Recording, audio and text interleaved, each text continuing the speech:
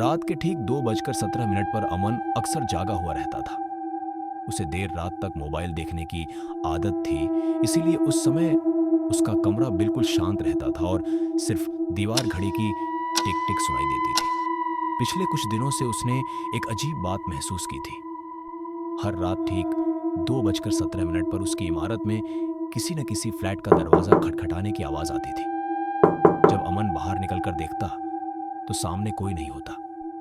शुरुआत में उसने इसे हवा या किसी की शरारत समझकर नजरअंदाज कर दिया, लेकिन धीरे धीरे उसके मन में डर बैठने लगा।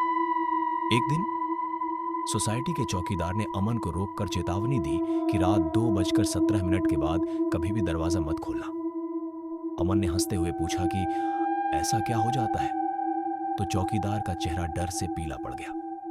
उसने बताया कि पिछले 5 सालों में जो भी उस समय दरवाजा खोलता है वह फिर कभी दिखाई नहीं देता। अमन ने यह बात भी गंभीरता से नहीं ली, लेकिन उस रात उसके दिल में अजीब सी घबराहट थी। उस रात ठीक 2:17 बजे दरवाजे पर 3 बार जोर से दस्तक हुई। आवाज इतनी साफ थी कि अमन सिहर गया। उसी पल उसके मोबाइल पर एक संदेश आया,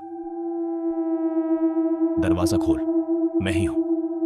भेजने वाले का नाम देखकर अमन के हाथ कांपने लगे, क्योंकि संदेश उसके दोस्त राहुल का था, जिसकी 2 साल पहले एक हादसे में मौत हो चुकी थी।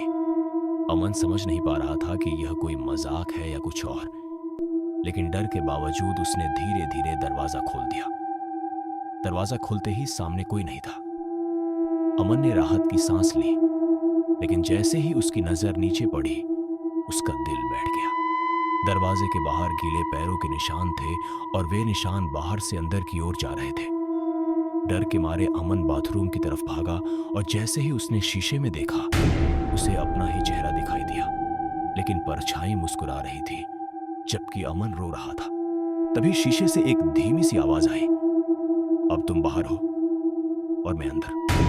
सुबह जब सोसाइटी के लोग पुलिस के साथ अमन के कमरे पर पहुंचे तो कमरा पूरी तरह खाली था। दरवाजा अंदर से बंद था और बाथरूम के शीशे पर किसी ने उंगली से लिखा हुआ था, अगला 2:17।